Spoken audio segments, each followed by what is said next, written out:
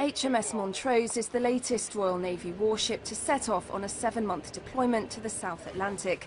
She'll provide a reassuring presence around the Falklands at a time when Argentina is stepping up the pressure on the UK government to negotiate over sovereignty of the islands. That pressure is only likely to increase with the re-election of President Cristina Fernández de Kirchner, who swept to power in a decisive victory in October. Significantly, the geopolitical landscape of the region has also changed since the Falklands conflict in 1982. What people forget is that during the Falklands there was actually a lot of countries in Latin America that didn't like Argentina and were more or less actively supporting the UK, not least Chile. Brazil was sort of quiet but didn't object to British military activities. That's not the case now. There is basically, because of regime changes all over Latin America, there is basically a clean sweep of countries that are backing Argentina in its claim for the Falkland Islands. Brazil has already closed its waters to ships trading with or supplying the Falklands.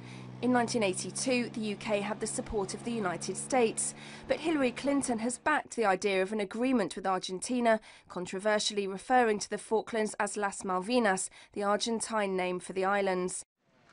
These days, 1,200 troops are stationed on the Falklands, supported by typhoons and Royal Navy patrols, which keep the islanders feeling secure.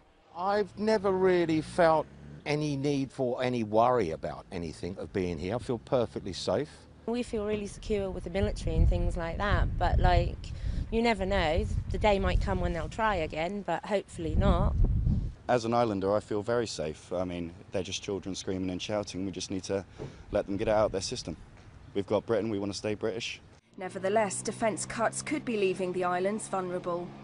This was the UK's military strength back in 1982. Once the dust has settled after the latest round of cuts, compare it to today. The UK's military might is significantly less, and we're facing a decade-long gap without aircraft carrier capability. The SDSR, just like in the 1930s, established a 10-year rule. It said we will predict, we will make a gamble that we can take gaps in capability.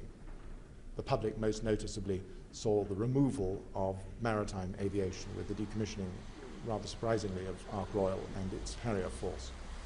Now that's not a way to conduct a sensible provision of our defence in an uncertain world.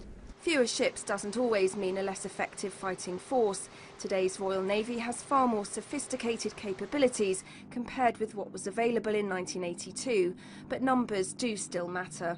If you were in Argentina, and no one is saying they were looking to invade tomorrow, you would say, 2 years' time, Eurozone looking weak, will the UK have to do more defence cuts? Will they reduce their presence in the Falklands?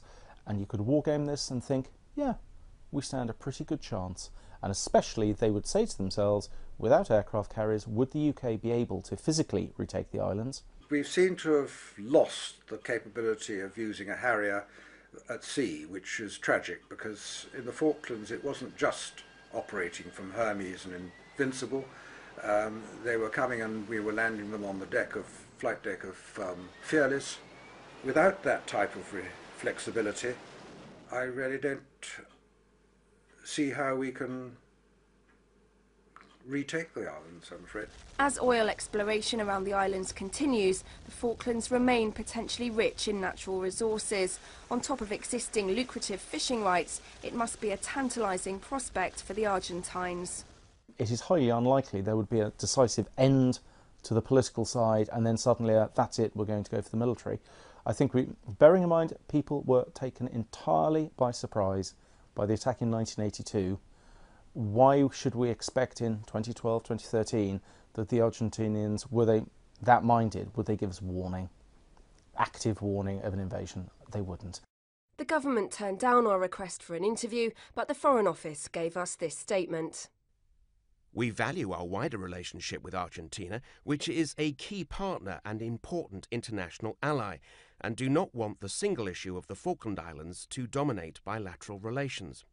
But there cannot be any negotiations on sovereignty unless and until the islanders so wish. 258 brave UK servicemen gave their lives in 1982, supporting the proudly British Falkland Islanders. The question is, how long can the political stalemate continue if the Argentines begin to scent weakness in their enemy?